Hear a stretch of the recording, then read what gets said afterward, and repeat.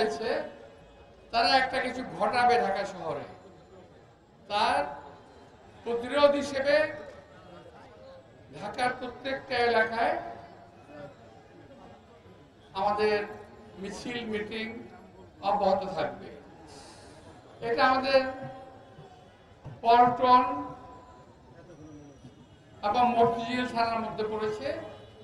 আমি জানতাম যে এরকম একটা সমাবেশ এই কারণে হচ্ছে, তো আমি আসলে জানতামই না, এটার জন্য আগে বক্তব্য রেখেছি।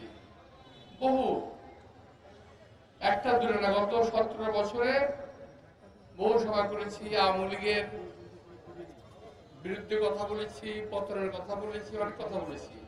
আমি আজকে আরেকটা কথা বলতে চাই। কথাটা হলো, এই স্বৈরাচারী সরকার এবং তার দোসররা, এই তোমরা কি শুরু করলে রে ভাই? এই স্বৈরাচারী সরকার এবং তার দোসর কিছু ব্যবসায়িক শ্রেণী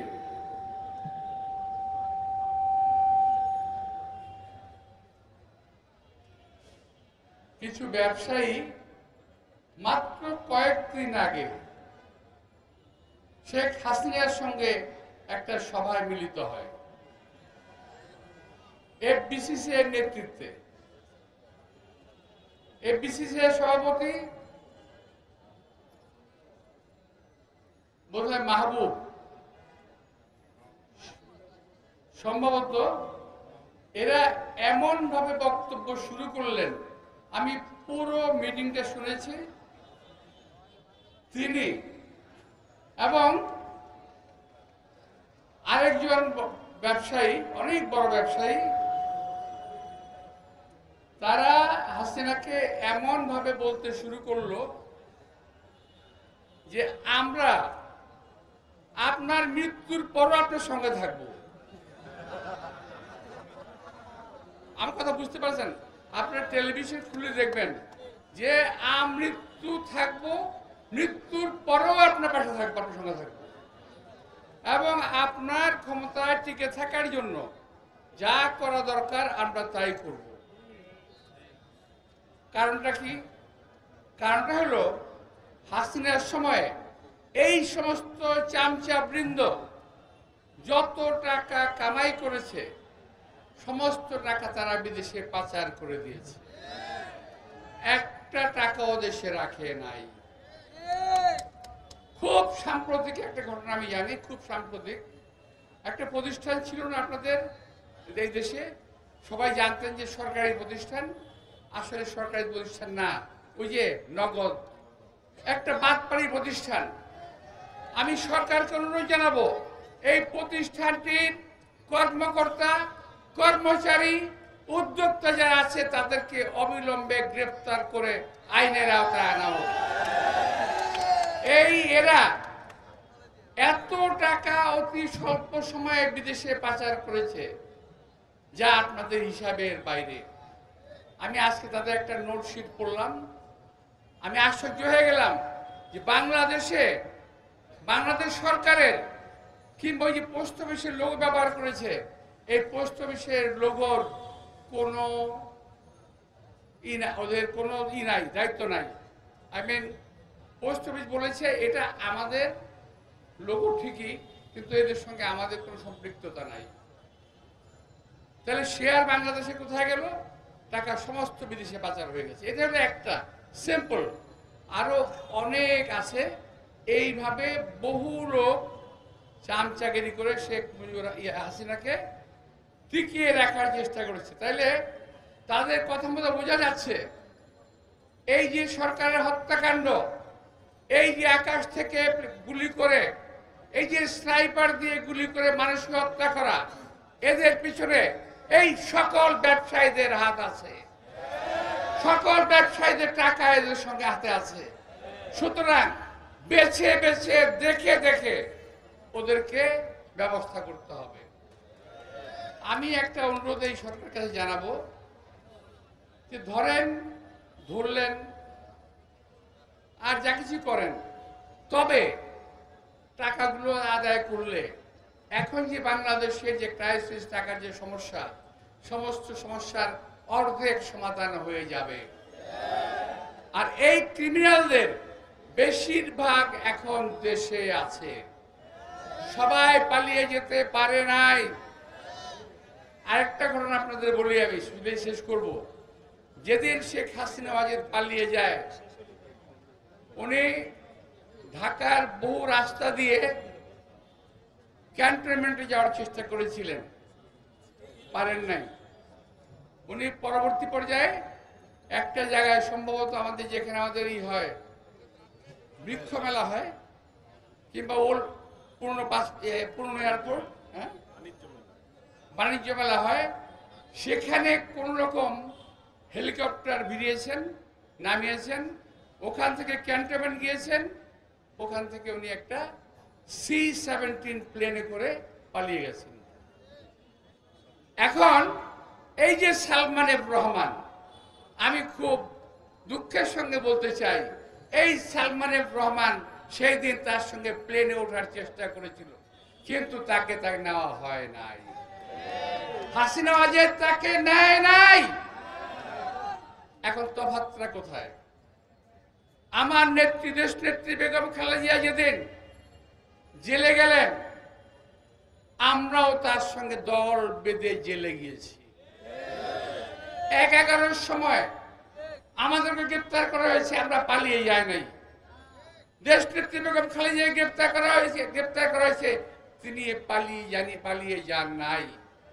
এখানে হলো আমার নেত্রী খালেদা জিয়া, এখানে হলো আমার নেতা কর্মীদের মধ্যে তফাৎ। হাসিনার কর্মী, বিএনপির কর্মী, আওয়ামী লীগের নেত্রী, বিএনপির নেত্রী, এই হলো তফাৎ। আমার নেত্রী এই দেশে বসে জীবন দিয়েছেন, জীবন উৎসর্গ করে দিয়েছেন।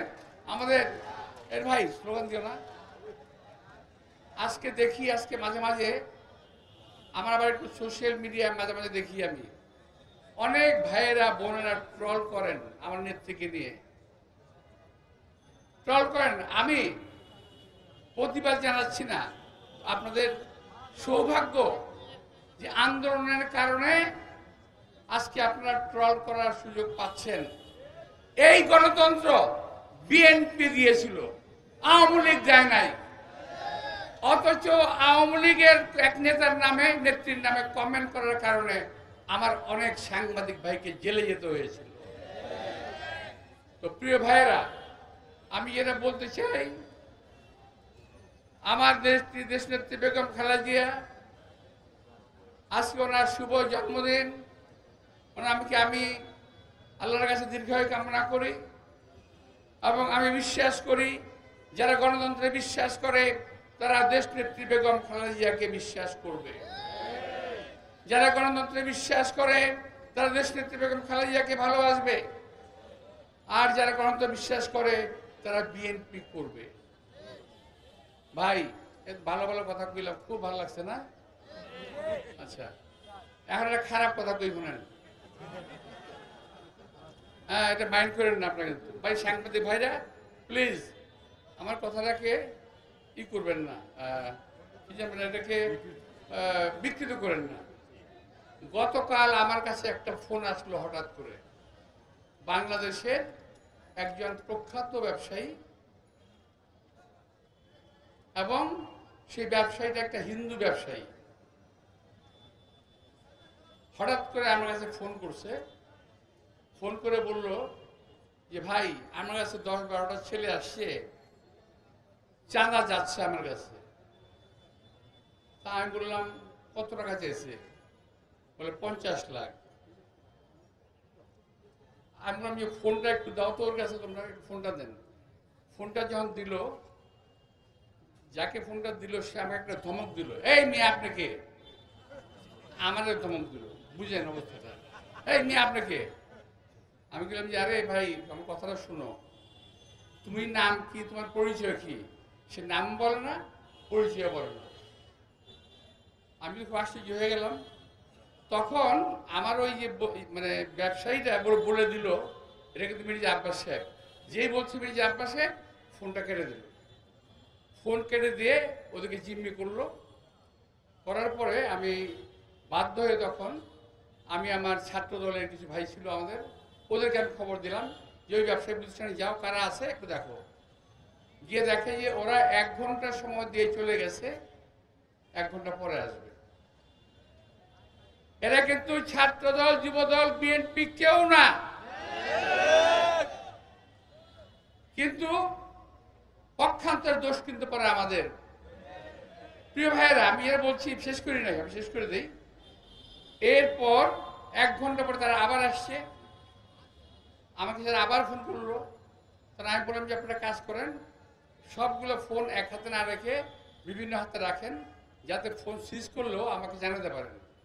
আমাকে জানার আমি বললাম যে আপনারা কাজ করেন, এখন নিচে বেরিয়ে যান, কোলাপসিবল গেটটা বন্ধ করে দেন, একদম বন্ধ করে দেন, কেউ যেন বেরোতে না পারে। তাদেরকে আমি আটকানোর ব্যবস্থা করতে বললাম। এটা টের পেয়ে ওদের মধ্যে বেশ কিছু লোক ভেগে চলে গেল, 2 জন আটকা পড়ল। আমি পুলিশকে ফোন করলাম, এখানে আমরা ইয়ে জানে, এটা বকুল জানে ঘটনাটা। তো আমি পুলিশকে ফোন করলাম, পুলিশ আসলো, আমাকে জিজ্ঞেস করলো স্যার কী করবো। আমি ধরেন, পিটান, নাম পরিচয় জিজ্ঞেস করার কোনো প্রয়োজন নাই, এদেরকে ধরেন, পিটান, নিয়ে যান। তারপর নিয়ে গেল, গিয়ে দেখা গেল এরা কেউ বিএনপি, যুবদল, ছাত্রদল কারোর সঙ্গে সম্পৃক্ত নয়। এখন ওই ছেলে 2টা জেলে আছে, পুলিশ কাস্টডিতে আছে, এটা আপনারা খোঁজ নিয়ে দেখতে পারেন।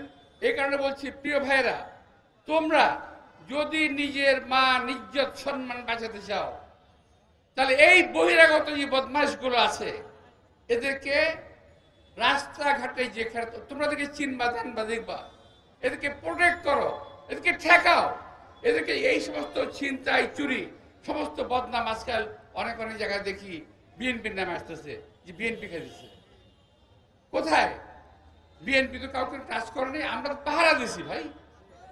আমি পাহারা দিছি নিজে, লিফলেট ছাপিয়েছি, পোস্টার ছাপিয়েছি, ফোন নাম্বার দিয়েছি, লোক লাগিয়েছি, যাতে কিছু না হতে পারে। কিন্তু তারপরে বলবো যে যদি কেউ থাকেন সাবধান হয়ে যান, এবং সবাইকে বলেন যে এগুলো পাহাড়ে এই সমস্ত অপকর্ম যারা করবে, আমি সবাইকে বলতেছি, সাংবাদিকদের বলতেছি, যদি আপনারা খবর পান,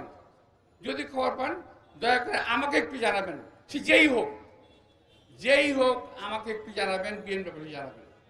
তা আমি আজকে দেশনেত্রী বেগম খালেদা জিয়ার জন্মদিন খবর, তাকে যে শুভেচ্ছা জানাচ্ছি, দীর্ঘায়ু কামনা করছি। আমাদের অনেক কামনা ছিল